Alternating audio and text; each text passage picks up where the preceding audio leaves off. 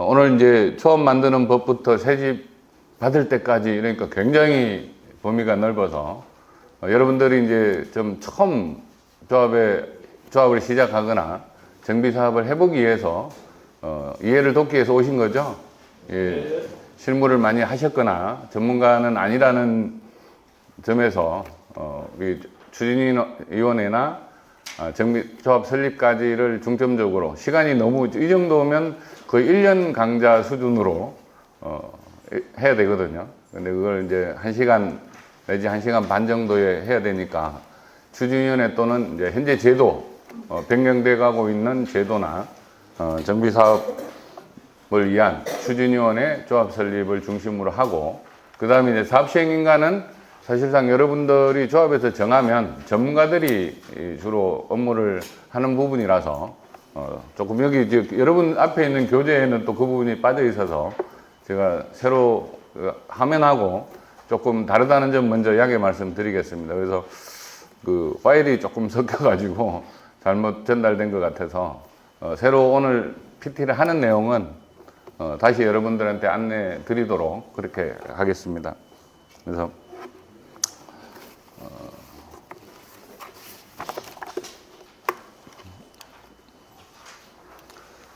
첫 번째는 추진위원회 구성 및 조합 설립 내용이 되겠고, 그 다음에 사업 시행인가 관리처분 계획 내용에 대해서 설명을 드리도록 하겠습니다.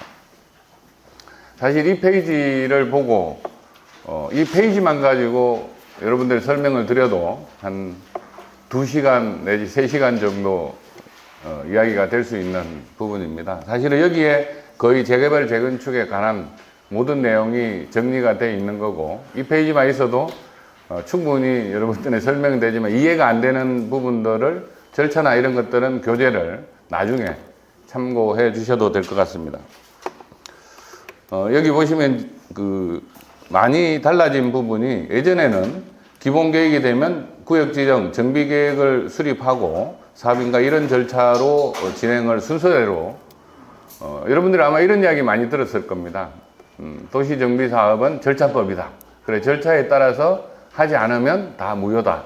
그래서 그런 부분들을 좀 빠르게 사업을 진행하자고 예전부터, 하여튼 2010년 정도에, 정확하게는 2008년도부터 사실은 이 부분을 이렇게, 예전에는 이게 순서대로 이런 방식으로 왔어야 되거든요.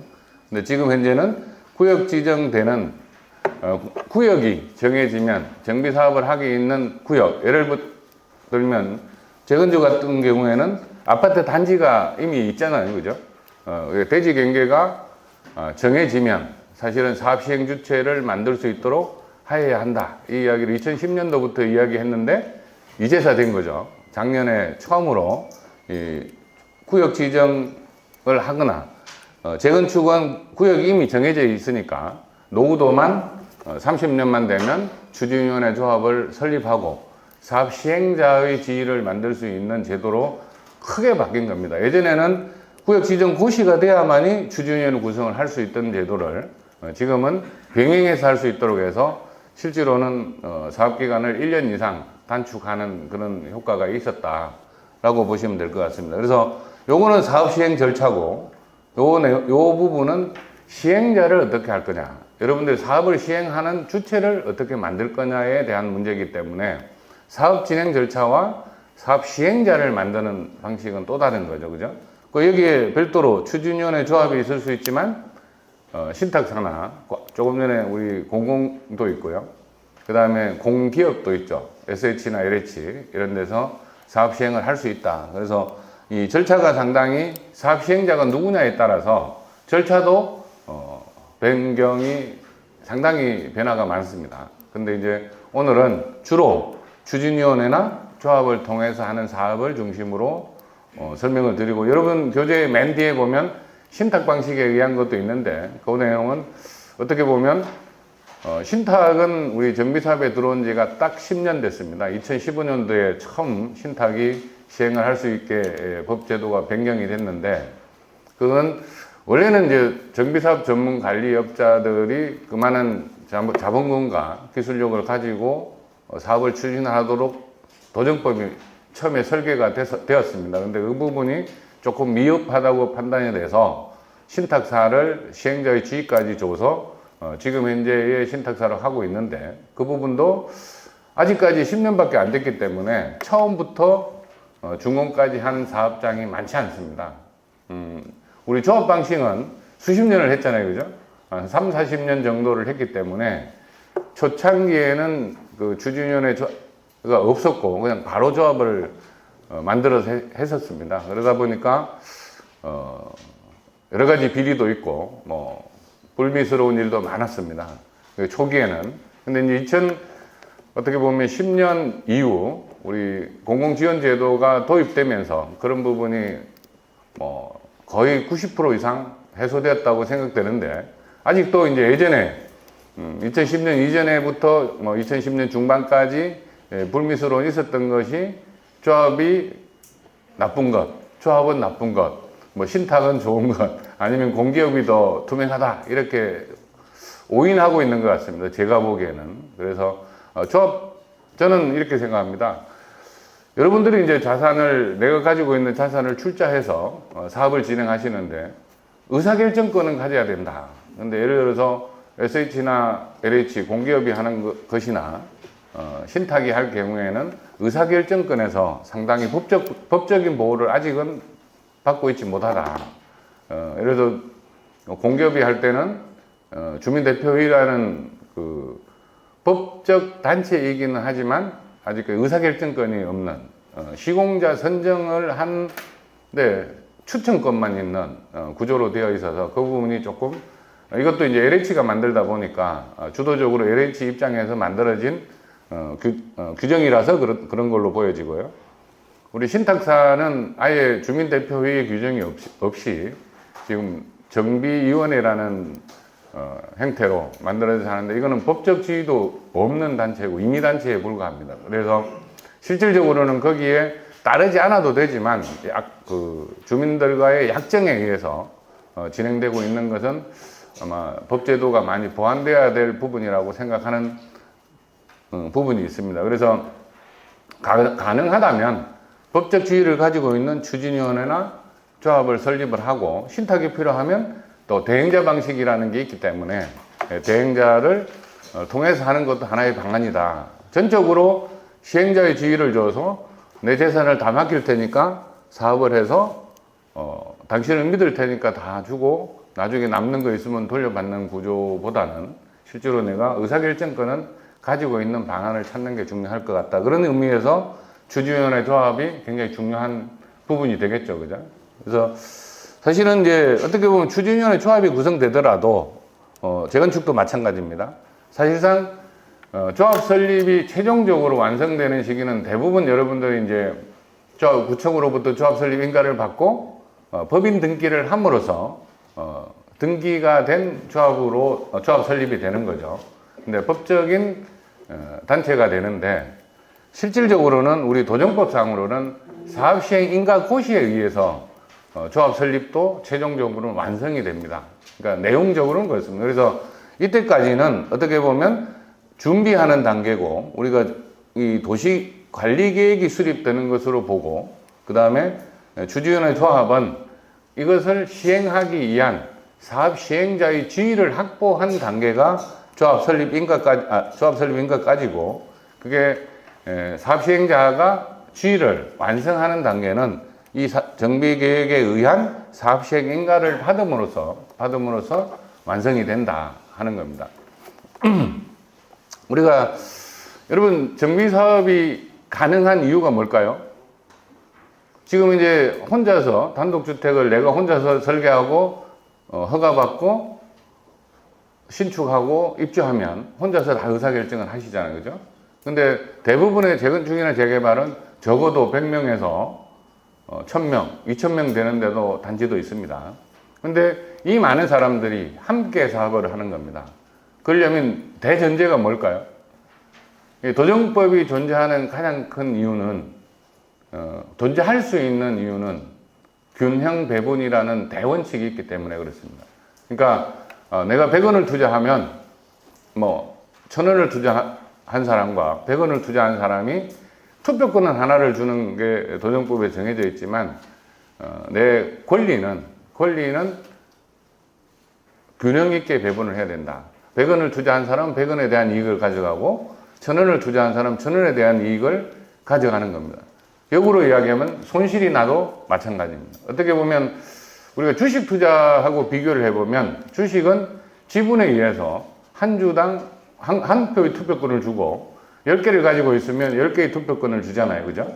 근데 우리 정비사업은 이게 이제 처음에 도정법이 만들어질 때 옛날 재개발법에서는 이게 이제 어떻게 보면 그 운영 과정에서의 문제였다고 생각이 듭니다. 어떤 조합을 추진하는 분이 한 30평 정도의 집에 가지고 있는데 집사람, 아들, 딸, 손주, 며느리 까지 공유자로 넣어서 그걸 한 표를 행사했어요. 예를 들면 심하게는 한 필지에 30명이 공유를 하고 있으면서 그거 투표권을 30표를 인정을 받았습니다. 이 도정법 이전에는 그랬습니다. 그래서 그걸 제도를 보완하는 측면에서 도정법으로 넘어오면서 그것을 야 이래서는 안 되겠다. 그러다 보니까 10개를 너무 극심하게 바꾼 거죠. 내용적으로 보면 10개를 갖고 있어도 한 표고, 그죠? 한 필지에 여러 명이 공유해도 한 표고, 이렇게 지금 현재처럼 법제도를 너무 그때 과도하게 그런 것들을 어떻게 보면 편법적으로 이용하다 보니까 그 편법을 규제하기 위해서 토지 등 소유자라는 개념을 도입하게 된 겁니다. 그래서 집이 두 채라도 실질적으로 떨어져 있는 두 채라도 한 표로 인정하겠다 이렇게 됐던 거고요. 예전에 이제 한 집에서 너무 뭐 20명, 10명 이렇게 해서 동의율이 안 되는 것을 분모 분자를 함께 늘려서, 그죠?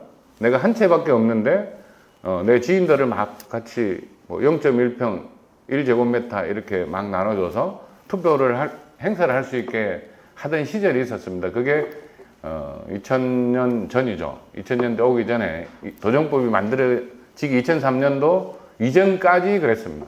그래서 그거를 이제 바로 잡다 보니까 지금 현재처럼 투표권에 대한 것은 사실 균형 배분이라고 볼 수 없죠. 그죠? 10개 가진 사람이나 1개 가진 사람이나 투표권은 1개로 한 것은 그런 사유에서 했고, 이것도 어느 정도 저는 제도 개선이 필요하다고 생각하는 사람 중에 한 사람입니다. 그래서 지금 이제 어떻게 보면 무허가를 가지고 계신 분도 한 표고 분양권도 하나고 10개를 가지고 있는 사람도 분양권이 1개. 지금 뭐 1+1 재건축에서는 뭐 우리 그 소규모에서는 세 채까지도 받을 수 있는 완화가 되어 있기는 하지만 실제로 그런 부분들은 조금 제도적인 보완이 필요하다. 그래서 관리처분이라는 게 우리가 여기서 보시는 그 정비계획 내용이 우리 도시정비사업에서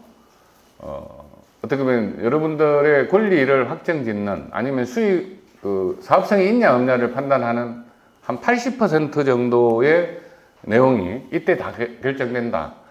더 심하게 이야기하면 90% 이상도 이때 사업성은 거의 결정이 된다고 보시면 됩니다.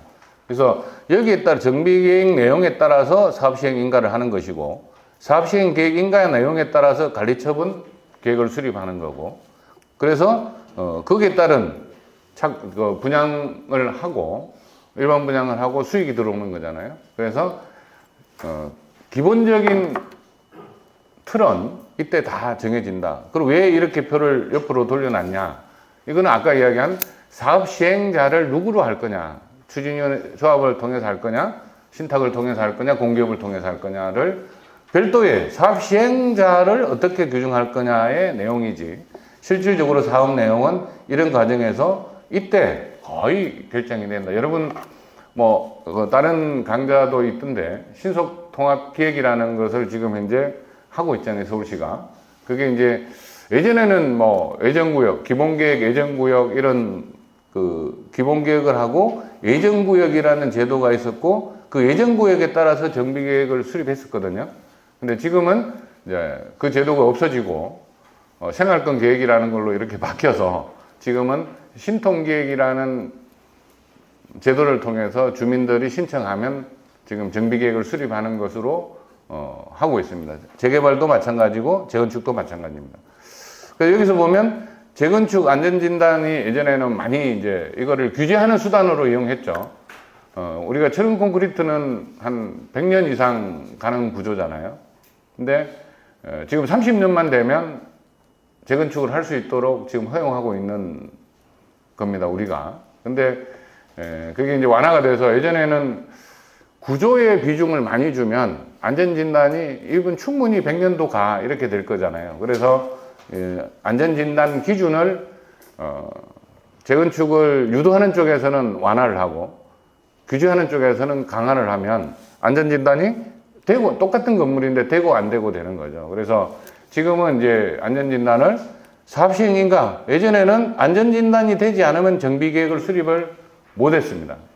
근데 그게 이제 전 정부에서 사업 시행 인가 전까지 안전진단을 받으면 되는 것으로 변경을 했고 구조 부분에 대한 비중을 대폭 낮춰서 지금은 30년이 지나면 웬만하면 재건축이 가능한 사업장이 됐다. 그러니까 전 세계적으로 우리가 노후도시 특별법이 지금 만들어졌잖아요. 그러니까 분당이 언제 만들어졌나요? 분당, 평촌, 일산 거의 뭐 30만, 50만에 가까운 도시를 우리가 굉장히 단기간에 만들었죠. 예전에 그 시절에는 거의 군 출신 분들이 정권을 밀어붙이던 시절이라서 사실은 택지개발지구가 지정이 되면 불과 2, 3년 만에 밀기 시작했습니다. 지금은 택지개발지구로 지정이 돼도 6년이 지나도 토지 수용도 다 못합니다. 그러니까 지금 이제 신도시를 발표해봐야 실제로는 분양을 받기에는 요원하다. 그래서 사전 분양 제도를 또 도입을 해서 하고 있잖아요, 그죠? 그러니까 토지를 대규모로 이렇게 한다는 건 쉽지 않은데 그것을 노후 신도시 특별법은 거의 40년 정도 됐잖아요. 90년대 입주를 했으니까, 그죠? 올림픽 끝나고 분양을 하기 시작해서 올림픽 때 택지 개발해서 지금 이제 이르기 한 10년 동안 10년이면 한 20년 정도를 입주를 했었거든요. 그러니까 그 도시를 다 갈아엎고 새로 재건축을 하겠다고 지금 하나는 전 세계에 없을 거예요, 그죠? 그러니까 도시 하나를 그냥 다 갈아엎는 거나 왜 한 10년, 20년 만에 지은 집들을 순차적으로 다 갈아엎는 계획이기 때문에 굉장히 이제 정치적인 이유로 사실은 그런 일이 벌어지고 있는 것은 조금 안타깝다 이렇게 생각합니다. 그래서 우리가 정비사업이 이렇게 되는 것은 제일 큰 게 균형 배분 원칙이 지켜질 것이라는 믿음이 있기 때문에 정비사업을 여러분들 같이 하는 거다. 근데 실질적으로 그럴까요? 여러분들 그렇게 믿으시나요? 그래서 그런 부분에 대한 제도 보완도 충분히 필요해 보인다. 그러면 왜 요즘 이렇게 정비사업에 여러분들처럼 이렇게 주말에도 나와서 열심히 공부하실까요?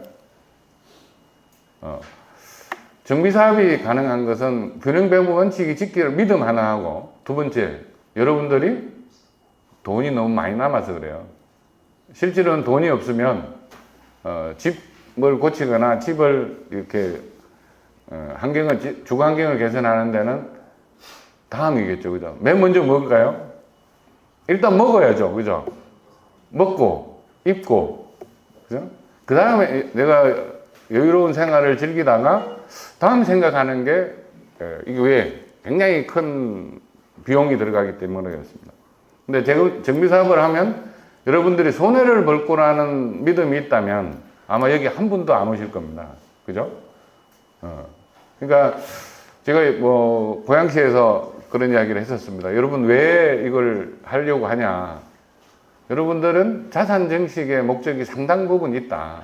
그러니까 그것도 자산 증식 욕구는 있지만 또 돈이 없으면 못 하잖아요. 그죠?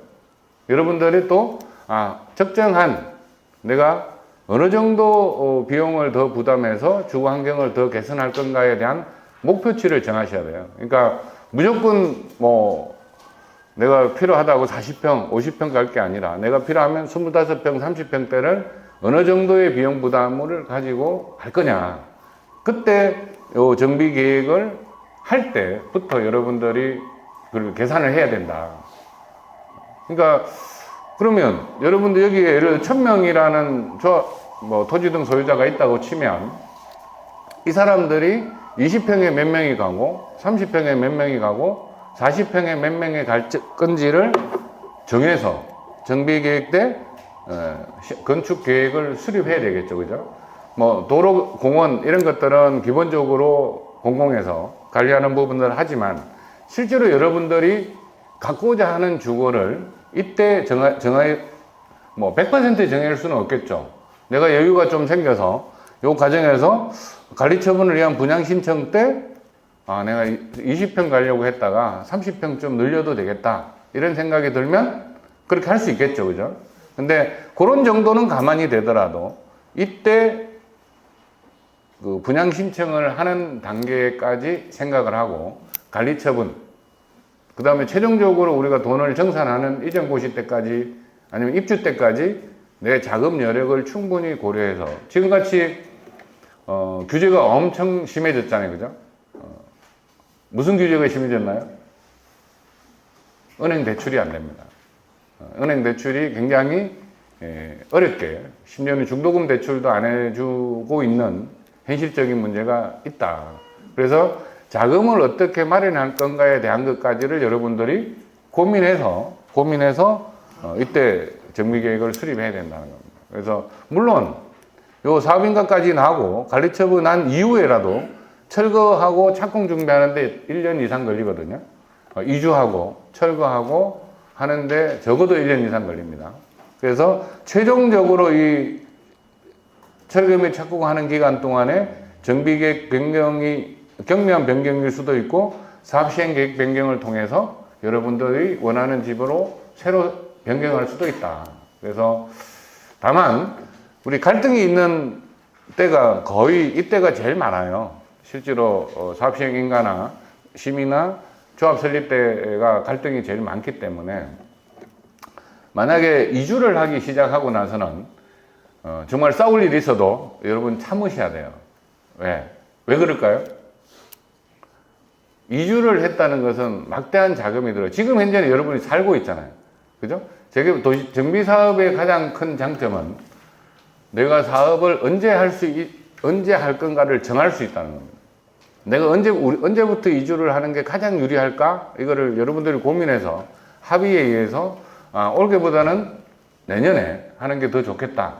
아니면 내년보다는 좀 땡겨서 지금 하는 게 적기라고 생각했을 때 정비 사업을 시행할 수 있는 거죠. 그래서 현재 살고 있기 때문에 그런 게 가능하다. 만약에 여러분들 중에 누군가가 이 땅을 다 사서 금융기관에 막대한 자금을 빌려서 했다면 연 한 5% 내지 7%의 금융비용을 물고 내년에 사업을 하면 분양가가 그만큼 높아져야 되잖아요. 그죠? 근데 이제 지금은 현재까지 최근 몇 년까지는 요 기간이 지나고 나서 해도 분양가가 조금 올라줘서 금리보다 분양가가 좀 올라줘서 사실은 그 갈등 요인을 개인이 가져가야 될 수익을 금융기관이 다 가져가는 불합리가 있었음에도 불구하고 분양가가 받쳐줘서 그게 비례율이 바뀌지 않았잖아 이렇게 지금 이제 싸움한 사람들끼리 논의를 하는 거거든요. 안 했다면 금융기관에 가져간 비용만큼이 다 여러분 거인 거죠. 근데 그걸 사실은 싸운 사람들끼리 아니야 비례율을 우리 이렇게 해도 비례율은 바뀌지 않았어 이렇게 이야기합니다. 한 사업장을 예를 들면 한 10년 전에 사업인가가 나서 10년 전 감정 가격으로 여러분들 땅값이 정해졌으면 비례율이 얼마나 돼야 될까요? 한 250% 정도 나와야 됩니다. 정상적이라면. 근데 10년 전에 비례율을 10년 전에 비례율이 110%였는데 지금 130%가 됐으니까 내가 사업성을 20% 끌어올렸다라고 주장하는 조합집행부도 있습니다. 맞나요? 간단하게 계산하면 10년 전 토지 가격으로 감정평가를 해놨어요. 원가가 10년 전 가격인 거죠. 그 10년 전에, 후에 지금 현재 분담금을 하면서 110%가 120%, 130% 됐다고 내가 사업성을 개선했다라고 주장하는 집행부가 있다. 그럼 어떻게 보면 어떻게 돼요? 정상적으로 하면 최하 250에서 300%는 나와야 되겠죠. 왜? 10년 전 토지 가격이 평균적으로 한 1,몇백만 원 이 정도밖에 안 됩니다. 지금은 아무리 안 돼도 3천만 원이 넘어가잖아요. 그죠? 그러면 지금 이제 분양할 때는 여러분 5천만 원 토지를 감정평가 받아서 했는데 종전 가격은 1,몇백만 원밖에 안 쳐줬거든요. 근데 비례율이 130%밖에 안 나왔다. 그러면 굉장히, 그죠? 그런 것들을 언제부터? 이때부터 지속적으로, 그래, 최근에 추정분담금이라는 말을 언제부터 했을 것 같아요, 여러분? 추정분담금이라는 말을 언제부터 했을까요? 2010년도입니다. 그러니까 공공지원제도가 생기면서 추정분담금이라는 말을 했고, 그 이전에는 어떻게 했습니까? 혹시 그 전에 재개발이나 재건축 해보신 분 계시나요? 2010년 이전. 2010년 이전에는 조합이나 구청이나 시공자나 어디를 가더라도 내가 분담금이 얼마쯤 나와요? 초창기에 요때까지 물어보면 그걸 우리 왜 여기 와서 묻냐? 저 앞에 가면 복덕방이 있다. 복덕방에 가서 물어봐라. 그거는 거기서 하는 거지 우리가 하는 게 아니다. 시공자도 마찬가지였습니다. 그러니까 관리처분 계획인가를 받아봐야 아는 거야. 이렇게 부담금은 그렇게 말하는 게 하나도 부끄럽지 않은 일이었어요. 왜? 다들 그랬으니까요. 그걸 서울시가 추정분담금 프로그램이라는 걸 만들자고 해서 만들어서 그걸 만든다고 할 때 다 미친놈이라고 그랬습니다. 왜? 그거는 이때 가야 알 수 있는 거야. 그 말은 뭐냐면 내가 지금 현재 있는 자산을 출자하고 실제로 이때까지 가면 거의 이제 돌이킬 수 없는 데까지 간 거잖아요. 그때 가서 비로소 부담금을 알려주겠다 이런 겁니다. 그래서 지금은 최근에는 법이 바뀌어서 정비계획 수립 때부터 개별 분담금을 하다가 최근에 또 법이 바뀌어서 너무 그는 심하다. 그래서 그룹별 분담금을, 그러니까 유형별 그룹별로 분담금을 알려주도록 이때부터. 그래서 사업성이 없으면 어떤 이야기입니까? 공공에서 정비계획은 여기는 요 계획은 우리 주민들이 하는 게 아니에요. 주민들이 제안만 할 수 있고 실제로 입안은 구청장이 입안하고 서울시장이 결정합니다. 그러니까 이때 사업성을 검토해서 사업성이 없으면 사업성을 있게 해줘라 라는 의미가 담겨 있습니다. 이때 추정분담금을 하라고 한 것은 그런 의미입니다. 예전에는 그런 게 없었어요. 요 법 바뀐 지가 불과 한 3, 4년 정도밖에 안 됩니다. 그래서 예전에 추정분담금 또는 분담금이라는 금액을 거론하는 것이 2010년 이전에는 제로였고, 그게 이제 지금까지 와서 그나마 정착을 해가고 있다라고 보시면 될 것 같습니다. 그래서 이때 사업성이 8, 90%가 정해지는데 그걸 깜깜이로 지금까지는 일을 해왔었거든요. 그것을 지금 현재는 그나마 이렇게 정비가 됐다. 그러니까 오늘 여러분들이 이제 이런 내용을 왜 서두에 이렇게 많이 설명하냐. 전체적인 그림을 여러분들이 좀 이해를 하면 다음 이야기가 쉬워져서 그렇습니다. 그래서 뭐 구체적인 내용은 자료를 참고해 주시면 되겠고요. 여기 보면 우리 관리처분 계획인가라고 되어 있지만 관리처분 계획 좀 이따 설명을 드리겠지만 요 사이에 여러분들이 이제 분양 신청이라는 걸 합니다. 분양 신청을 하는데 분양 신청을 하는 이유는 조합원들이 출자한 소유자들이 나누어 가질 것 갖고 나면 남는 거가 특정이 돼야 이 일반 분양을 할 수 있는 물건이 정해지잖아요. 그죠? 내가 조합원이 1000명인데 2000세대를 지었어요. 그럼 1000개를 조합원들이 갖고 싶은 것을 갖게 해줘야 되거든요. 그게 조합원 분양이고, 조합원 분양이 여러분들에서 정비사업을 하는 데 있어서는 여러분들 입장에서는 가장 중요한 거다. 계약 관계하고 동일하다. 그 내용만 좀 이해하고 다음 들어가서 또 설명을 드리도록 하겠습니다.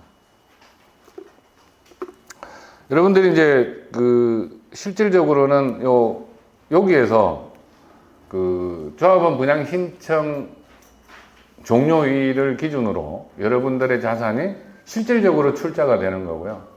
그러면 출자를 했다가 언제 돌려받나요? 이전고시로서 돌려받는 겁니다. 그러니까 이때까지가 굉장히 중요한 거고, 사업시행기간을 여러분들이 정하도록 하고 있는데, 사업시행기간은 정비계획을 수립할 때 보통 한 5년을, 통상적으로 5년, 지금은 뭐 6년 정도, 72개월 정도 하는데, 그 기간은 뭐냐면 이 사업에 참여하지 않은 사람들에 의한 배려가 사업기간에 들어있다. 그러니까 이전 고시일까지 실제로 사업에 참여하지 않는 뭐 청산자 또는 매도 청구 대상자, 부당 신청을 안 사람, 이런 분들이 강제로 수용하거나 매도 청구를 할 수 있는 기간이 사업시행 기간이다. 그래 굉장히 중요한 겁니다. 어떻게 보면 자, 우리가 70%, 재건축 70%, 재개발 75% 동의받으면 조합 설립이 되잖아요. 그죠? 사업을 할 수 있잖아요. 그러면 거기에 동의하지 않는 사람, 그죠? 30%, 25%도 권리가 있잖아요. 내 재산에 대한 권리가 있잖아요. 그럼 언제까지 이걸 나는 사업에 참여 안 하지만 언제까지는 내 거 사줘. 그러면 언제까지 사지 않으면 나는 여기 사업을 참여 안 했기 때문에 이 사업은 무효야.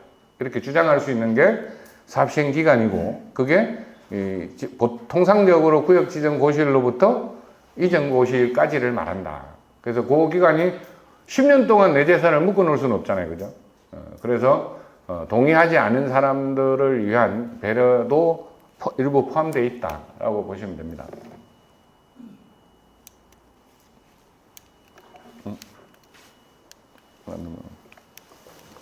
안 넘어가는데요.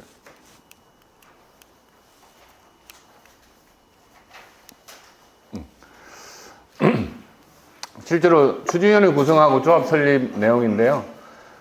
지금 이제 여기서 보면 조합 직접 설립 제도하고 공공지원 제도에 변경된 내용을 잠깐 지금 이제 교재하고는 조금 내용이 다르니까요. 교재는 뒤에 찾아보면 있습니다. 근데 순서 변경이 좀 있어서 그리고 이제 또 한 가지는 우리 전자투표, 전자동의서라는 용어를 요즘 많이 듣죠, 그죠? 그래서 전자투표도 도입은 됐는데 아직까지 완벽하게 완성되어 있다. 이게 우리 코로나가 들어오면서 집회를 못하게 하면서 일시적으로 들어왔다가 이게 자리를 잡아가는 과정에 있습니다. 그래서 그런 부분도 조금 나중에 설명을 드리도록 하겠습니다. 조합 설립 추진위원회는 말 그대로 조합 설립을 위한 추진위원회입니다. 그래서 약간 법정단체이지만 임의단체의 성격이 더 강하고요. 그래서 조합은 50% 이상 동의를 하면 추진위원회를 구성할 수 있다. 그래서 조합 설립을 위한 지금 이제 조금 이따 조합 직접 설립 제도도 설명드리겠지만 예전에는 구역 지정이 돼야 되고 그 다음에 추진위원회를 설립하고 조합 설립을 하는 단계를 거쳤으나 지금은 구역 지정하는 단계에서도 추진위원회 조합을 설립할 수 있기 때문에 실질적으로는 조합 직접 설립 제도가 약간 그죠? 퇴색이 됐죠, 그죠? 그러니까 어차피 구역 지정 이전에 조합 설립이 되는 그런 과정이 됐다. 그래서 이 조합 설립 업무를 위한 오히려 추진위원회가 훨씬 더 활성화될 수 있는 계기가 됐죠. 아까 사업 기간하고 사업 시행자를 정하는 기간하고는 달리 됐기 때문에 그렇다는 말씀을 드리겠습니다. 그래서 뭐니 해도 조합 설립을 위한 창립총회를 준비하는 게 제일 중요하고 조합 정관 초안이 중요합니다. 근데 초창기에 이 조합 정관을 처음 만들 때가 굉장히 중요한데 특히 재건축 사업이 어떻게 보면 평형별 소유자 수에 따라서 굉장히 갈등이 많습니다. 그런 것들을 어떻게 조정할 거냐, 그것을 재건축은 정관에 처음 만들 때 그것을 어떻게 아까 이야기했던 균형 배분 원칙을 어떻게 적용해서 정관을 만들 건가를 고민을 많이 해야 됩니다. 지금 이제 표준 정관에는 그런 내용이 전혀 없습니다. 그래서 표준 정관은 법에 명시되어 있는 것들을 가져다가 해놓은 것이고, 정관은 법에 원래는 정관을 왜 만들으라고 그랬을까요? 법에서 규정한 것은 법대로 하면 돼요. 정관이 없어도 법은 따라야 됩니다. 법에 없는 내용, 그 단지의 특성에 맞는, 소유 형태에 맞는 균형 배분 원칙을 어떻게 정할 거냐. 그죠? 예를 들면 모 조합 같은 경우나 30평대가 60%가 소유하고 있고요. 40평, 50평이 한 30, 40% 정도 됩니다. 근데 그 동에 4, 50평의 동에 갖고 있는 사람들이 동의를 하지 않으면 조합에 갈 수 없겠죠. 그죠? 그래서, 근데 이제 아까 추정 분담금을 했더니 50평 가진 사람은 내가 평수를 약간 줄여서 48평에 가도 47평에 가도 분담금이 몇 억이 나오는 거예요. 근데 30평 때는 30평을 그대로 하고도 분담금이 없거나 오히려 돌려받더라. 그래서 우리는 사업을 못 하겠다. 어디가 맞을까요? 우리 30평대가 그렇게 가는 게 맞나요? 50평대가 부담을 하는 게 맞나요? 여러분 어떻게 생각하세요? 그게 균형 배분 원칙에 맞나? 이런 겁니다. 근데 그게 이제 왜 이런 일이 생기냐? 어떻게 보면 지금 현행 제도가 아까 이야기한 크거나 적거나 한 표고, 크거나 적거나 분양 신청을 할 수 있는 권리가 동일한 데서 비롯된 겁니다. 그죠? 균형적인 배분 원칙을 정하지 않아서 그렇다. 그럼 예를 들면 우리 상계동, 창동 이런 데 보면 15평, 그죠? 15평, 17평, 18평 많이 커야 21평인 데가 대부분입니다. 근데 지금 현재 용적률이 한 200% 정도 된다고 가정합시다. 그러면 늘어날 수 있는 최대가 300%, 100% 정도 늘어날 수 있다고 치죠. 근데 그 늘어난 거에 50%는 또 임대주택을 지어야 돼서. 그러면 15평을 가지고 있는 사람이 재건축을 일반 분양이 0이라고 쳐도 하나도 안 해도 분양을 받을 수 있는 게, 그죠? 17평, 15평은 한 두세 평 정도 늘고, 18평은 20평, 20평은 한 24평 정도를 갈 수 있으면 전원이 갔을 때 갈 수 있는 평형이겠죠. 그죠? 근데 만약에 이제 나는 다 30평대를 원해 하는 순간 조합원의 반은 청산을 해야죠. 그런 일이 생기잖아요. 그랬을 때 어떻게 할 거냐. 그런 것들에 대한 고민들을 하지 않고 정관을 만들어서 상당히 문제가 되는 것들이 많다. 그래서 그런 부분들에 대한 거면 단지 현재 놓여 있는 상황, 심지어는 또 내가 강이 보여, 물이 보여, 산이 보여, 그죠? 내가 여기는 학교 운동장이 모여서 되게 좋았어. 사람마다 개성이 있을 수 있잖아요, 그죠? 근데 내가 그 집을 살 때는, 여러분들이 지금 사는 집을 살 때 무슨 마음으로 사셨어요? 내가 가지고 있는 환경, 내가 가지고 있는 생각이 이 집이 제일 좋았기 때문에 산 거잖아요. 그렇잖아요. 그러니까 모든 사람들은 지금 현재 살고 있는 내 집이 제일 좋은 겁니다. 물론 여유가 생겨서 좀 더 좋은 집으로 가기 위한 노력은 하시지만, 그렇기 때문에 현재 이걸 재건축하기 위해서 철거를 하고 나면 내가 가장 좋았다라고 생각하는 이미지가 있잖아요. 나는 산이 보이는 게 좋아. 물이 보이는 게 좋아. 그럼 어떻게 하실 거예요? 그거를 보장해 주지 않으면 동의하기 어렵죠. 그죠? 그런 것들을 어떻게 보장해 줄 거냐. 내가 지금 현재 40평 사는데 나는 40평을 반드시 받아야 되겠어. 근데 난 40평 필요 없어. 30평을 반드시 받아야 되겠어. 그런 의견을 수렴할 수 있는 내용이 들어가야 된다. 그런 고민을 안 하고 시작하기 때문에 뭐가 생겨요? 갈등이 생기는 겁니다. 자, 여러분들이 이제 사업 진행하는 절차나 이런 것들은 다 전문가들이 와서 해줘요. 그죠? 근데 어떤 게 바르고 옳은지에 대한 의사결정권은 여러분들한테 있어야 된다는 거죠. 전문가들은 1안이 좋을까요? 2안이 좋을까요? 3안이 좋을까요? 대안을 제시하는 거고, 여러분들은 그래 1안을 선택하는 거예요. 1안을 만들려고 하면 안 된다는 거죠. 그게 이해되시나요? 대부분의 조합들이 가서 보면 자기가 제일 전문가예요. 내가 뭐 네가 뭘 알아? 뭐 예를 들면 그런 거죠. 그러니까 야 이렇게 해 이렇게 한단 말이에요. 굉장히 바보 같은 집행부입니다. 그러니까 설사 내가 안다고 할지라도 전문가 보고 야 안을 만들어 와봐. 적어도 2개는 만들어 와야지.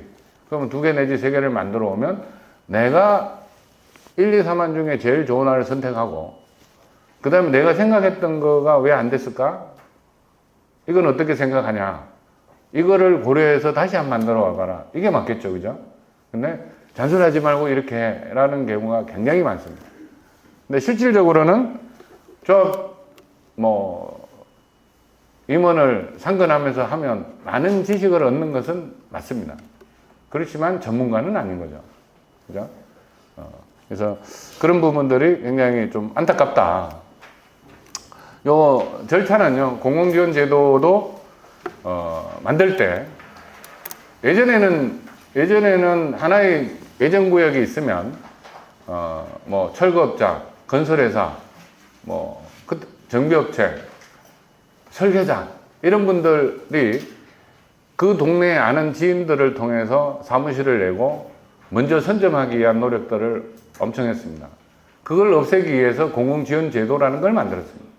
그래서 그럼 지원제도를 만들면 추진위원회까지는 조합 설립 추진위원회까지는 하나를 만들어서 조합 설립은 자유롭게 총회를 해라.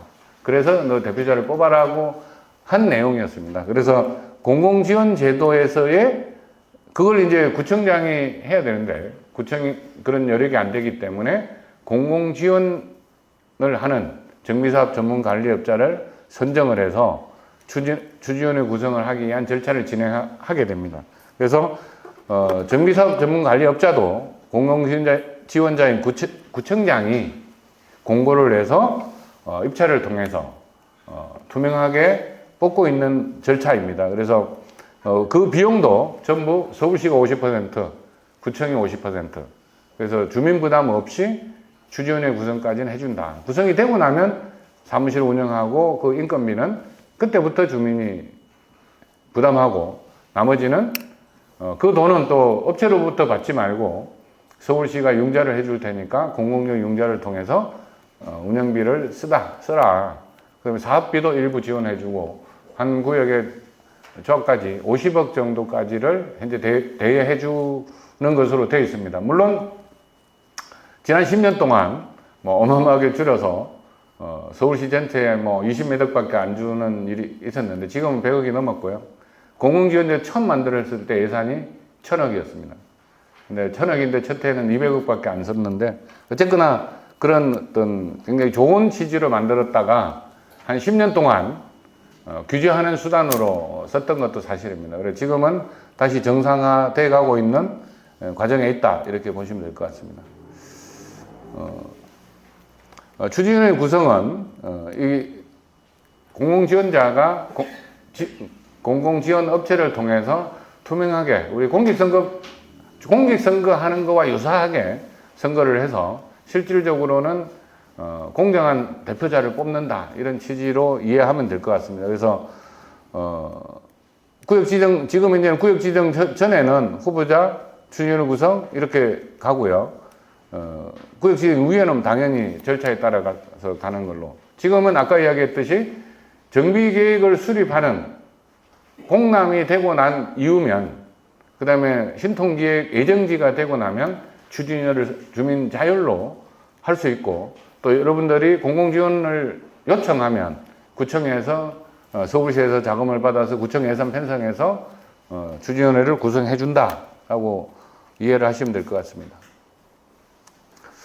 당연히 50% 동의서 받아야 되고 이 동의서는 제출하고 철회도 가능합니다. 30일 이내에 철회할 수 있고요. 그 다음에 아까 구역 지정을 위한 동의서도 추진위원회 동의로 의제되고 있습니다. 그래서 반드시 추진위원회를 100% 아니 50%의 100%를 다 받지 않아도 정비계획 수립 요청을 할 때 동의로 가름할 수 있도록 되어 있다. 그래서 50%면 되기 때문에 지금 이제는 정비계획이 수립 중이라면 거의 추진위원회 구성하는 것은 큰 무리 없이 진행될 수 있겠다라고 보시면 동의는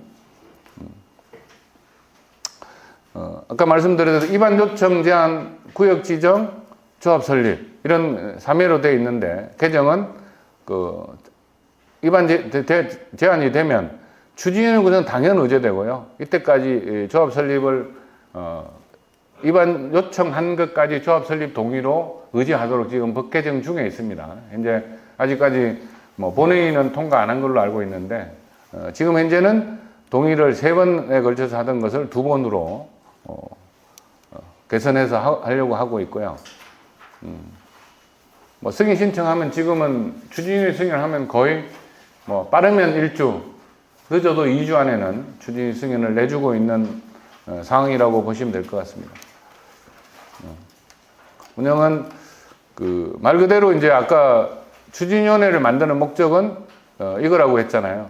그 조합 정관 만들고 조합 설립을 목적으로 하기 때문에 이 내용이 제일 중요하다. 그래서 그걸 하기 위해서 사업시행 계획서 작성을 위해서 설계자, 정비업자, 추정분담금 뭐 요것은 원칙적으로는 감정평가는 종전자산에 대한 탁상감정이 필요한 거고요. 실무적으로는 정비업체나 이런 데서 이 업무를 해야 할 것으로 보여집니다. 그래서 뭐 재개발은 75%, 면적이 50%, 70%가 되면 하고 아파트 같은 경우에 아까 같이 평형별 균형이 약간 기울어져 있을 때 다수의 행포를 어떻게 막을 거냐. 두 번째, 약자인 소수를 어떻게 보호할 거냐. 그것을 정관에 담아야 된다. 그래서 그걸 담지 않고 정관이 만들어지는 순간 그 조합은 지속적인 갈등에 시달릴 수밖에 없습니다. 그래서 그 부분에 대해서 굉장히 조심해야 된다. 추진위원회 때 그 내용을 정리하고 가지 않으면 아마 입주할 때까지 끊임없이 싸울 거다. 그래서 대원칙인 균형 배분 원칙을 적용한 정관을 처음에 만드는 게 중요하다. 뭐 지금 언론에 많이 나고 있는 상가와 아파트 소유자들의 갈등이 많잖아요, 그죠? 그러다 보니까 어떻게 해요? 제척한다, 소송한다, 뭐 이렇게 해서 어떻게 보면 그 소수의 알박이인 경우도 있고 다수의 행포에 의해서 나 아니면 죽어 뭐 이런 개념이 있거든요. 그러니까 저는 이 부분에 대해서는 공공이 나서야 될 때가 됐다. 왜? 강제로 하는 거 소송을 통해서 강제로 하는 게 능사는 아니다. 왜? 어떻게 보든 대한민국 내에 있는 토지는 누구 겁니까? 국가 거예요. 효율적으로 이용해야 될 책무가 국가의 공공에 있는 겁니다. 그래서 공공이 합리적인 도시관리 계획을 수립하는 데 필요하다면 그렇게 누구의 권리를 뺏는 일이 있으면 안 된다. 강남의 모 조합 같은 경우에는 상가가 한복판에 있었어요. 근데 다행히 그 2개 단지가 경계선에 있었거든요. 그러다 보니까 대로변에서 거기까지 도로를 6m 도로를 내주고 존치시켰습니다. 정말 그런 거는 하면 안 된다고 생각합니다. 그래서 근데 어찌됐든 그래서 조합 설립이 됐고 구역 지정도 됐다가 나중에 이 두 단지가 합하면서 사업지로 들어오게 됐는데요. 이제 그게 만약에 따로따로 갔었다면, 그죠? 낡은 상가 하나가 가운데 있는 이상한 일이 생기잖아요. 그러니까 그런 계획은 좀 지향할 필요가 있겠다. 그래서 그런 것들을 어떻게 합리적으로, 거기는 토지 가격이, 아파트 토지가 뭐, 예를 들면 1억이라고 칩시다. 근데 상가는 분양할 때는 2배를 주고 샀어요. 예전에 신축할 때. 아파트 가격보다 상가가 2배 주고 샀는데, 지금 현재 거래 가격은 상가는 5천만 원인 거예요. 야, 너 5천밖에 안 가는데, 왜 6천만 원 달라고 그래? 이래 싸운 거예요. 어떻게 생각합니까? 여러분들은 그 토지가 우리 그 집합건축물은 대지권 설정이 되어 있잖아요.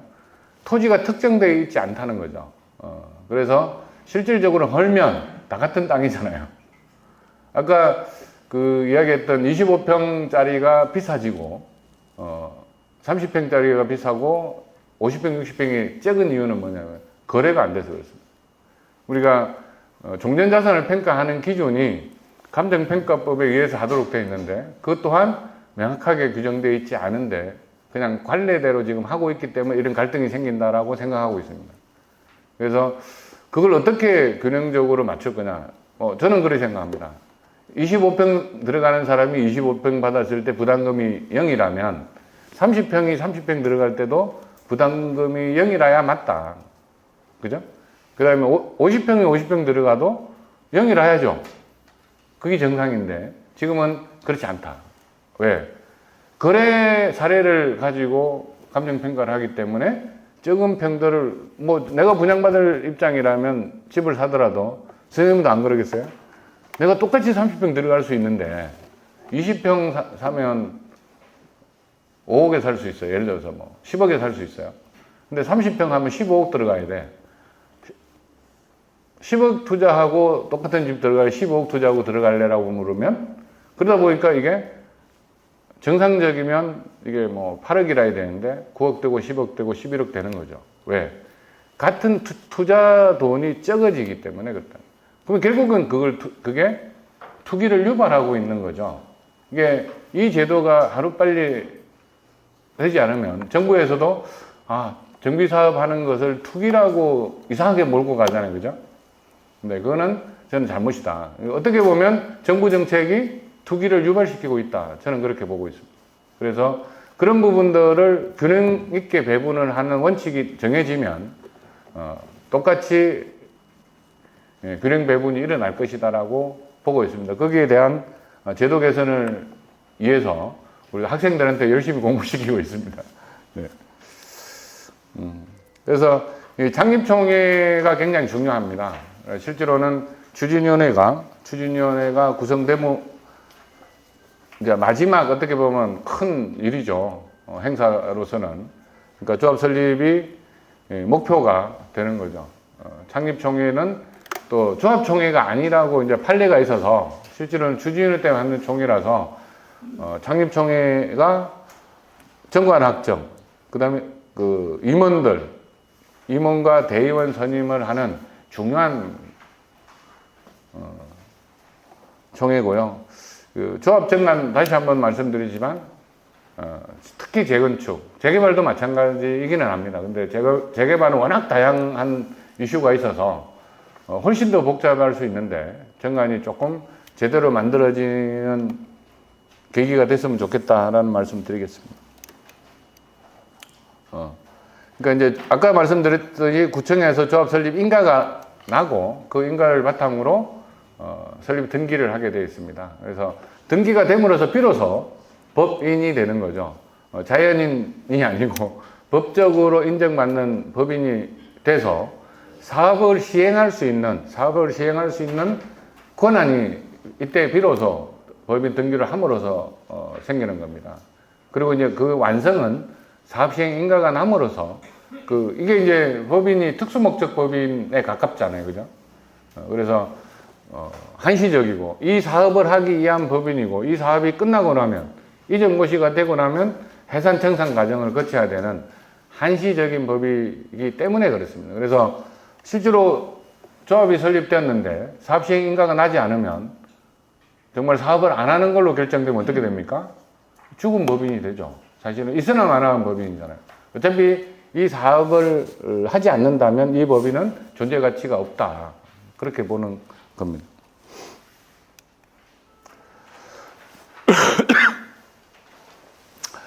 조합 직접 설립 제도는 이제 이게 구역 지정 이후에 추진위원회를 하고 조합 설립을 하니까 두 단계를 거치는 시간이 많이 걸려서 실제로 작년에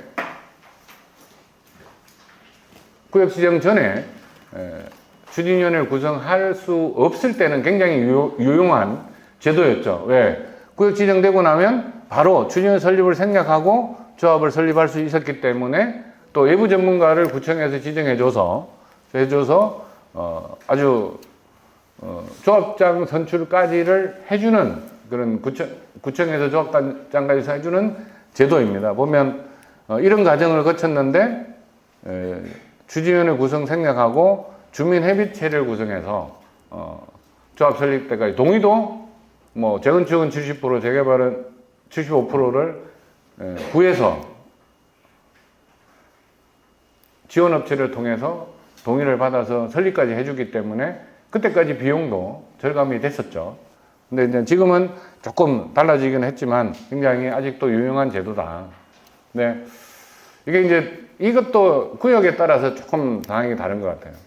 자, 뭐 구청에서 OS 같은 뭐 외부 도움을 받아서 하지 않고 자율적으로 우편을 통해서 하다 보니까 실질적으로 이때까지 동의를 잘 되는 데는 아무 문제가 없습니다. 뭐 우편으로 받아도 2달 만에도 동의가 75% 나오는 데가 있고 그렇지 않은 경우가 있기 때문에 현장 여건에 따라서 그래서 이제 주민들이 조합 직접 설립 제도는 아까 구역 지정 신청을 할 때 신청서란에다가 우리는 직접 설립을 해주세요라고 하는 것을 50% 이상 요청을 해야 직접 설립 제도로 한다. 그러니까 그게 50% 동의받기도 또 싸우고 있으면 쉽지 않잖아요. 그죠? 그래서 요거는 그 현장 여건에 따라서 각 구역의 여건에 따라서 선별적으로 선택하시면 될 것 같다 하는 겁니다. 뭐 이건 장단점은 참고해 주시고요. 우리 이제 조합 설립 계획 수립 공고를 하고 그다음에 요 똑같이 지원업체를 선정하고 협의체 구성, 창립총회, 추진위원회에서 하는 업무와 거의 유사하게 가고 있다. 다만 주민이 하는 게 아니라 구청장이 공공지원자로서 지원업체를 선정해서 대신해준다. 추진위원회 업무를 여기서 대신해준다. 이렇게 이해하시면 제일 좋을 것 같습니다. 그 다음에 여기도 이제 예전에는 구역 지정이 되면 서울시에서 보조금을 구청으로 내려보냈는데 지금은 주민공람이 되고 나면 1차 50%를 공공지원하고 2차 조합 설립인가 동의율이 달성되면 바로 간다. 그래서 이제 그때 비로소 구역 지정도 거의 이때 시기에서 끝나는 걸로 보시면 될 것 같습니다. 뭐 요 선정 방법은 동일하고요. 마찬가지로 추진위원회 하던 업무를 이 주민협의체에서 하고 위원장은 외부인입니다. 뭐 전직 공무원이거나 그 다음에 외부 전문가가 경험 있는 사람이 하기 때문에 실제로는 뭐 원만하게 진행된다. 왜? 그게 검증된 사람을 구청에서 추천합니다. 추천하기 때문에 그렇고요. 부위원장은 우리가 아까 추진위원장 선출하듯이 동일한 과정을 거쳐서 선출하게 되고요.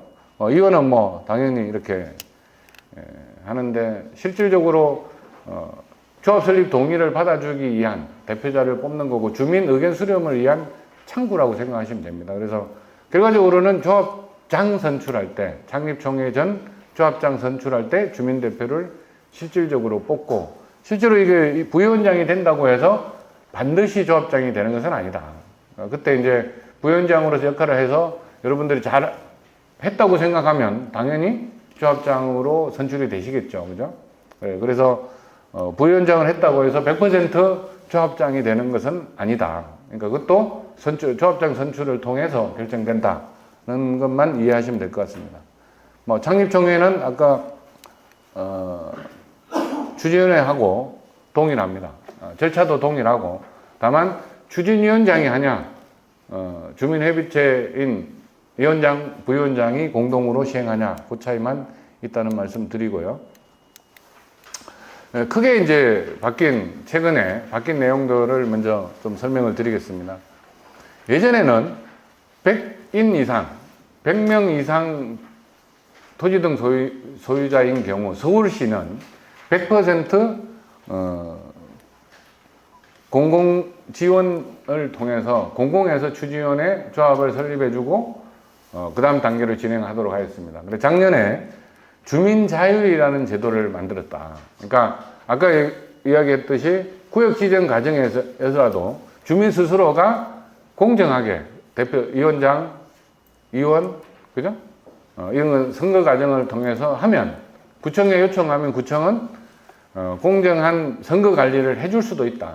그래서 이렇게 진행하겠습니다. 그러면 진행하는 과정을 실시 보고하고 그 공정하게 대표자가 선정됐다고 인정이 되면 연번을 부여해서 동의서를 받을 수 있도록 해주는 제도가 주민 자율이다.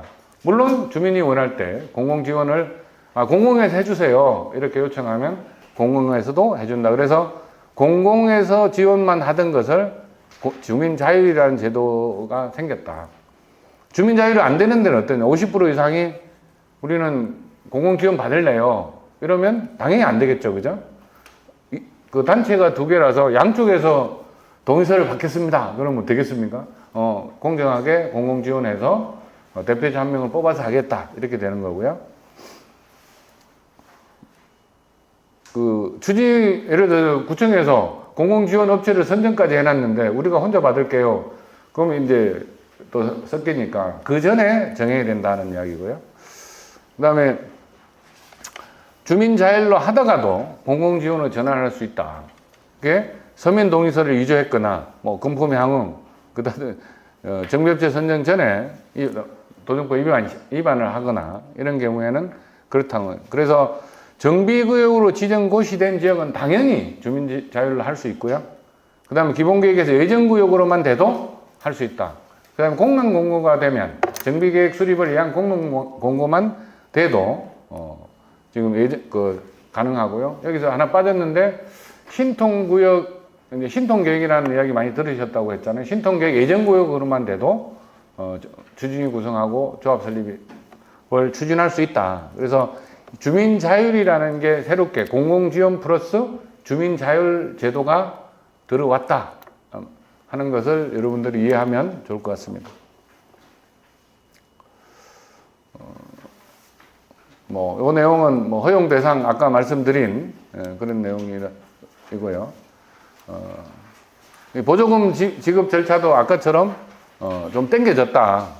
1차, 2차로 예전에는 구역 지정 이후에 하던 것을 요만큼 당겼다는 이야기입니다. 그죠? 그래서 주민 자율이 들어오면서 또 구역 지정 이전에도 사업 시행 주체를 정할 수 있게 됐다는 게 작년 올게 크게 바뀐 내용입니다. 엄청나게 크게 바뀐 제도입니다. 그래서 시행 주체를 만드는데 예전에 신탁이나 공기업들은 구역 지정 전에도 했었어요. 근데 조합만 못하게 했단 말이에요. 그걸 동일한 선상으로 기울어진 운동장을 발랐다. 이렇게 보시면 될 것 같습니다.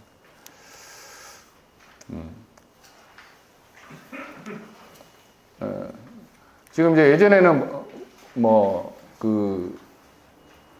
보조금 교부를 하고 나서부터 이렇게 아까 설명드린 것처럼 이렇게 했는데요. 지금은 자율로 가면 자체적으로 이 선거 과정까지가 돼버린 거죠. 그죠? 돼버려서 바로 연번 부여를 받아서 하면 빠르게 하면 한 달 내에도 추진위 구성이 가능하다. 늦어도 2달이면 충분히 추진위 구성할 수 있다. 공공 지원을 하면 업체 선정하고 이런 과정을 다 거쳐야게 되기 때문에 빨라도 4개월, 5개월이 6개월 정도, 4개월에서 6개월 정도 걸리는데 이러면 한두 달만 해도 여러분들이 스스로 주민을 대표하는 준비위원회가 아니고 추진위원회를 법정단체인 추진위원회를 구성할 수 있게 됐다는 겁니다. 아까 여기 또 조합 직접 설립 제도도 공단 공고만 있으면 1차 공고. 예전에는 구역 지정 이후에, 구역 지정이 이때 되잖아요. 그죠? 개정된 절차고, 예전에는 이때 돈을 주기 때문에 요 기간 동안이 기간이 더 늘어나는 거죠. 그죠? 그래서 이만큼 기간을 땡길 수 있도록 제도 개선을 했다. 이렇게 보시면 될 것 같습니다. 전자적 방법은 하여튼 아까 말씀드린 대로 이게 집회하는 게 어려울 때 실제로는 우리가 대통령 선거를 해도 그죠? 우편도 하고 사전투표도 하고 당일날 아침 6시부터 저녁 6시까지, 그죠? 그래도 투표율이 얼마입니까? 70%. 세 번의 기회를 세 가지 방법과 하루 종일 아무 때나 와서 찍기만 해도 되는데 70%예요. 조합은 어떻습니까? 한날, 1시에, 그죠? 정해진 시간에, 회의 전에 참석해서 끝까지 있어야 돼요.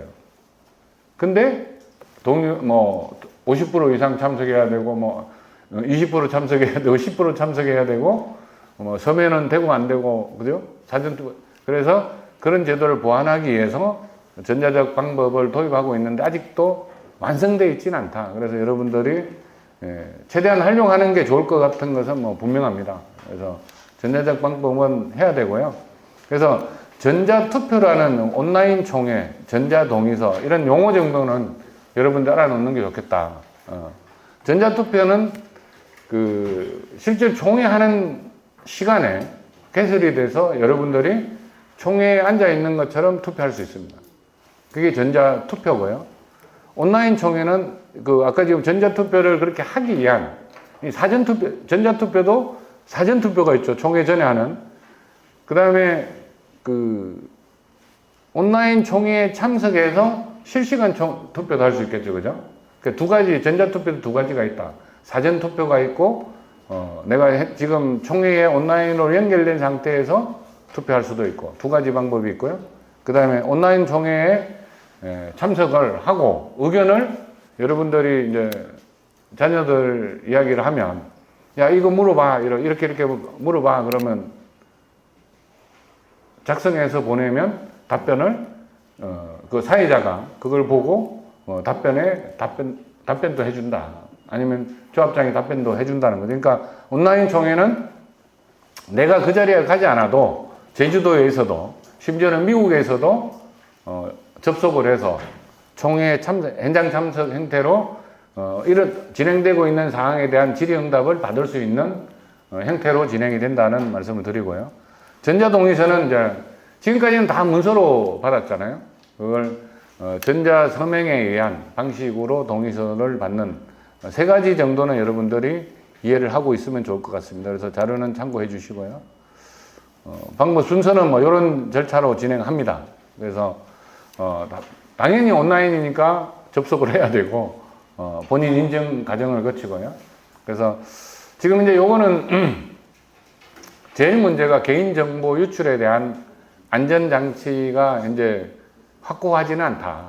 그래서 저 같은 사람들이 이제 부동산 원이나 LH에서 서버를 활용해서 이걸 보완하고 이 모든 정보를 왜 또 나중에 분양 신청한 것, 분양 자격 여부에 관한 것 이런 것들을 부동산 원에서 하고 있기 때문에 부동산 원이나 이런 데 정부기관에서 공공관리를 해주는 게 좋을 것 같다라고 말씀을 드리겠습니다. 그 내용은 하여튼 참고를 해주시고요. 아까 사업시행인가가 이제 우리 조합되고 구역 지정에 의해서 하는데 요거는 대부분이 전문가들이 하는 거고 정비계획 내용을 담아서 건축계획을 수립하는 걸로 보면 됩니다. 그러니까 정비구역 내 아까 정비계획을 수립했잖아요. 구역 내 건축물 배치 등 계획을 통해서 토지 이용 계획이 포함되고 건축계획, 이주대책 이 많은 사람들이 모여있는 단지이기 때문에 그 처리에 대한 것, 세입자, 이주대책, 착공까지 할 수 있는 모든 계획을 다 여기에 담습니다. 실제로는 사업비까지도 담아서 실질적으로 어떻게 사업을 할 건가에 대한 구체적 내용이 사업시행 계획에 다 포함되어 있다. 그래서 그게 법에서 정해놓은 게 25개, 26개 항목이 있습니다. 네. 25개 항목을 다 충족했을 때 사업시행 계획 인가가 나고 그걸 고시를 하게 돼 있다고 보시면 됩니다. 지금은 이제 사업인가를 하기 전에 건축심의와 각종 평가를 하게 돼 있는데 지금은 서울시는 통합심의를 통해서 거의 한 번에 심의를 하고 있다. 예전에는 요 많은 것들을 다 각각으로 했습니다. 특히 교육환경영향평가는 받는데 몇 달 걸려서 그런 것들을 통합심의를 통해서 기간 단축을 대폭 해주고 있다. 적어도 제가 뭐 6개월 이상 기간 단축은 해주고 있다고 보시면 될 것 같습니다. 유인물은 없어요? 아, 요 부분은 별도로 배부하겠습니다. 사업인가 부분이 아까 빠졌다고 처음에 말씀을 드려서 요 부분은 따로 보내드리도록 하겠습니다. 예. 통합심의 처음에는 이렇게만 하다가 요 부분까지 해서 지금 거의 대부분이 통합심의 내용으로 들어와 있다고 보시면 되겠고요. 제일 중요한 게 사업시행 계획서입니다. 그래서 아까 25개 항목에 대해서 법에서 정한 25개 항목에 대해서 보고서를 다 작성해서 해당이 있으면 해당 내용에 대해서, 없으면 해당 없는 것으로 정리를 해서 사업인가 신청을 하게 되고요. 이런 내용들은 뭐 여러분 조합원들이나 분양받는 분들이 결과만 잘 살펴보면 되는 거고, 내용은 전문가들이 다 진행한다. 다만 이제 조합원 과반수 이상 동의가 필요하고, 조합원이 20% 이상 조합 총회에 참석해서 결의를 해야 합니다. 이 사업시행 계획서에 대해서 그런 내용이 있고요. 물론 이제 이때 사업계획할 때 사업비가 10% 이상 늘어나면 3분의 2 이상의 동의가 필요한 내용이 되겠습니다. 구청에서는 이 내용이 적정한지 아까 25개 서류가 있지만 실제로 아마 협의부서는 30개 이상 협의부서에서 오케이가 되면 실제로 사업인가 고시가 있게 된다. 물론 되고 나서 신고로 하는 분은 20일, 60일 내에 처리하도록 하고 있고요. 서류만 잘 만들면 기본적인 일정만 되고 한 달 남짓하면 사업인가 날 수도 있고, 좀 미비한 부분이 있다면 또 보완해서 시간이 좀 더 걸릴 수도 있다라고 보시면 될 것 같습니다. 반드시 공람을 하게 돼 있고요. 14일 이상 공람을 해서 의견이 있으면 공람 심사를 통해서 채택 여부를 결정한다고 보시면 되고, 고시를 통해서 이게 이제 고시도 법입니다, 여러분, 그죠? 이게 법적으로 아까 거기에 필지가 여러 개, 재개발 같은 게 여러 개 있는데, 이 고시에 통해서 하나의 필지로 되는 것, 여러 가지 이제 도로가 형질이 바뀌는 것, 지목이 바뀌는 것, 이런 것들이 다 포함되어 있기 때문에 고시를 통해서 그런 것들이 보충하고 있다라고 보시면 될 것 같습니다.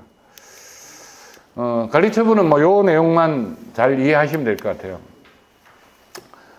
기존에 있는 감정평가를 해서 한다고 했고요. 기존 자산을, 가치를, 부동산을 주고받을 수 없잖아요, 그죠? 현금은 주고받을 수 있으니까. 그래서 기존에 있는 여러분들의 자산을 금액으로 환산을 하고, 거기에 사업비에 대한 추정을 하고, 실제로 사업비를 들어가는 거죠. 그러면 이 결과물이 새로 짓는, 신축하는 건축물이 되겠죠. 근데 그걸 여기에서 돈으로 환산을 했기 때문에 이것도 다시 금액으로 환산합니다. 그래서 종전에 내가 출자한 부동산이 돈으로 금액이 예를 들어 10억이다 정해졌으면 종후에 신축되는 거에 대해서 8억이다. 그러면 10억 갖고 있는 건 8억을 주고 2억을 돌려받는 구조고, 12억짜리면 2억을 추가해서 내는 그런 구조입니다. 근데 이 감정평가를 하는 게 합리적이냐, 이 감정평가가 맞냐 하는 논란은 여전히 존재하고 있습니다. 왜? 감정평가법하고 실제로 우리가 출자하는 기간과 기준이 다르기 때문에. 왜? 아까 재건축 같은 경우에 그렇잖아요. 처음에 분양할 때는 큰 평수가 비쌌어요.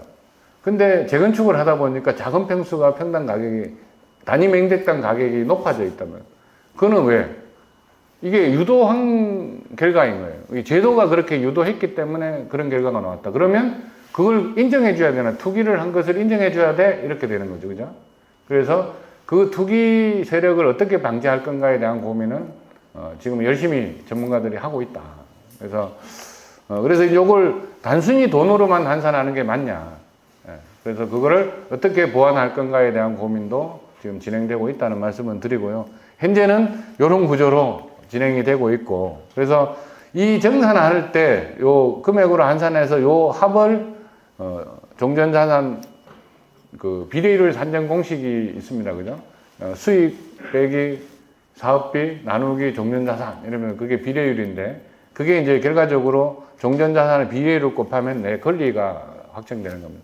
예를 들어서 10억이다. 그럼 비례율이 110%다. 그러면 내 권리는 11억의 권리를 갖는 겁니다. 그래서 0.9면 다르겠죠. 9천만 원이 되는 겁니다. 그래서 그런 내용으로 정리가 되어 있고요. 지금 요 앞에 있는 요 화면 하나로 거의 관리처분에 대해 여러분들이 이해를 하면 실제로 뒤에 있는 내용들은 좀 참고하셔도 이런 내용이구나 하면 되고요. 세부 내용에 들어가는 것들은 이런 거고, 실제로 관리처분 계획 기준이라는 게 사실은 아까 균형 배분을 어떻게 할 건가에 대한 기준을 정해야 되거든요. 정말 토지로 할 거냐. 그러니까 재개발 같은 경우는 각 필지에 위치나해서 금액이 다 다르지만, 재건축은 대지권 설정이라는 걸 통해서 내 땅이 여기 10평이 있기는 한데 어디에 있는지 특정되어 있지 않거든요. 건물만 있고, 건물은 이미 노후 불량해서 재산 가치가 0에 가까워져 있고, 그럼 어때요? 토지가 가격인데 실질적으로는 평가는 토지 건물을 합해서 하도록 되어 있어서 그런 부분들이 이 기준을 정하는 게 굉장히 어렵다. 예를 들어 층별로 가격이 또 다르고, 예를 들어서 뭐 한강뷰가 있는 데하고 북한산이 보이는 데하고 또 다르고, 그죠? 그래서 그런 것들을 어떻게 정할 거냐는 이 관리처분 계획 기준을 너무 허술하게 지금 법에서 정해놓고 있어서 뭐만 있나요? 관리처분 계획 기준을 법에 정한 게 뭐가 있을까요? 같은 집을, 같은 동호수를 두 사람 이상이 분양 신청했을 때 어떻게 합니까? 권리가액이 높은 사람이 우선권을 갖는다. 그거밖에 없어요. 그래서 나머지는 뭐예요? 법에 없기 때문에 정관에서 관리처분 계획 기준을 통해서 정해야 되는 거죠. 근데 그걸 대부분 잘 안 정한다. 그러니까 왜? 정해서 분란이 일어날 수 있는 소지가 있기 때문에 그냥 넘어가고 있는 게 현실인데, 그게 표준적인 매뉴얼을 만들 필요가 있겠다라는 겁니다. 그래서 뭐 흐름은 이런 식으로 정리가 된다는 건 예시를 보여드린 거고요. 요 자료는 작년에 서울시가 그 대시민 아카데미라는 걸 해서 한 30번 정도 강의를 했는데, 그때 했던 자료니까요. 참고하시면 될 것 같습니다. 그래서 여기서 이제 여러분들이 꼭 알아야, 분양 통지를 받았다. 여러분들이 그냥 생각했던 대로 분양 신청을 먼저 해라. 왜? 이게 120일까지인데 원래는 60일, 20일 분양 신청 기간을 주도록 되어 있거든요. 60일 이상, 20일 더해서 80일 이렇게 할 수 있는데, 내가 잊어버리고 분양 신청을 안 하면 청산자가 됩니다. 그러니까 이거는 계약을 내가 하겠다는 의지 표시를 분양 신청으로서 하게 돼 있어요. 그러니까 여러분들이 가장 중요한 날짜가, 정비사업을 재개발 재건축을 하면 다른 건 다 잊어버려도 돼요. 분양 신청을 하지 않아서 불이익을 당하면 망하는 겁니다. 예를 들어 그래서 분양 신청은 내가 아직도 일주일 남았는데 내일 모레 가서 하지 이러면 안 된다. 분양 신청을 먼저 해놓고 생각이 바뀌었다. 분양 신청 변경하시면 됩니다. 분양 신청 종료일 이전에 하면 되기 때문에 반드시 분양 신청은 하셔라. 그러니까 실제로 못 해가지고 분양 못 받은 사람이 있습니다. 구제해줄 방법이 없습니다, 사실은. 그건 조합에서 재분양 신청을 받기 전에는 어려워요. 그러니까 그럼 나머지 조합원들이 피해를 보기 때문에 그렇다 하는 거예요. 아까 기본적으로 한 세대가 한 사람이 한 세대는 물론 한 사람이 한 주택을 받는 게 기본이고요.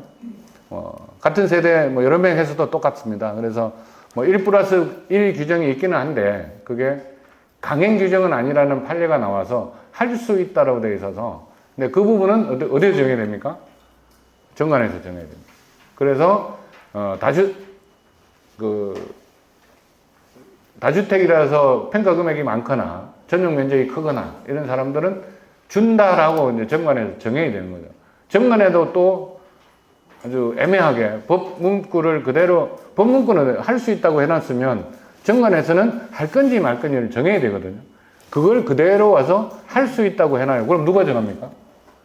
그런 멍청한 정관을 만드는 조합이 많다. 그러니까 그래서 재개발 같은 게 큰 평수의 사람을 동의를 받게 하기 위해서는 그런 거를 명확하게 해줄 필요가 있고, 적은 사람들은 어떻게 하고 분류별로 유형별로 정리를 해줄 필요가 있음에도 불구하고 그런 것을 잘 안 하고 있는 게 현실이다. 심지어 몰라서 못하는 경우도 많다. 그래서 뭐 현금 청산자가 되는 것은 불행한 일입니다. 사실은. 그죠? 아까 어찌됐든 정비사업에 참하게 되면 일단 분양 신청을 받아서 그냥 팔아도 수익이 나요. 현재 상태는 뭐 수년 후에는 잘 모르겠습니다만 지금 현재는 거의 그렇다는 거죠. 근데 그걸 나도 모르게 무슨 사연에 의해서 뭐 상호간의 소송 때문에 청산자가 되는 경우도 왕왕 있으니까 청산자가 되더라도 하여튼 권리는 찾아가야 되니까요. 그래서 이제 이런 내용을 가지고 관리처분 계획을 하는 겁니다. 아까 관리처분 계획 기준에 의해서 조합은 분양 신청을 받고 그 분양 신청 받은 내용을 토대로 관리처분 계획을 수립을 위한 분양 설계를 하고 이런 내용들이 다 이 사업을 했을 때 얼마만큼 분담이 되는가에 대한 개별 통지까지가 이루어지는 게 관리처분 계획이고, 그게 실제로는 관리처분 계획의 주체는 누굽니까? 사업시행 인가는 구청장이 주체라고 본다면 관리처분 계획 수립권자는 사업시행자다. 그러니까 조합이면 조합, 신탁은 신탁, 공기업은 공기업이 권리고요. 구청은 문제가 없으면 인가를 내주는 절차를 거치게 돼 있고, 다만 구청장의 막강한 권한이 있습니다. 관리처분 계획 인가를 내주고 안 내주고는 제일 중요한 균형 배분 원칙에 맞냐. 그러니까 다수가 소수의 권리를 침해했냐 안 했냐. 그거는 구청에서 반드시 봐야 됩니다. 그 권리 침해에 따른 민원이 있다거나 이러면 심지어는 조합 업무를 중지시키고 정상화시키는 것도 할 수 있는 법 조항이 있습니다. 따로. 그래서 그 부분은 그래서 그 정도로 우리 대원칙이 균형 배분 원칙을 지켰냐 안 지켰냐가 굉장히 중요하다라고 보시면 될 것 같습니다. 그래서 이거는 뭐 당연히 뭐 1개월 전에 하고요. 이거는 뭐 이 절차는 일반적인 조합에서 반드시 지켜야 되는 절차고, 여기도 의결 20% 참석하고 과반수 찬성이 있어야 동의가 되는 그런 내용이 되겠습니다. 이거 역시 인가고시가 있어서 고시를 통해서 그러니까 권리에 대한 개별적 권리에 대한 내용이기 때문에 인가고시를 한다라고 이해하시면 될 것 같습니다.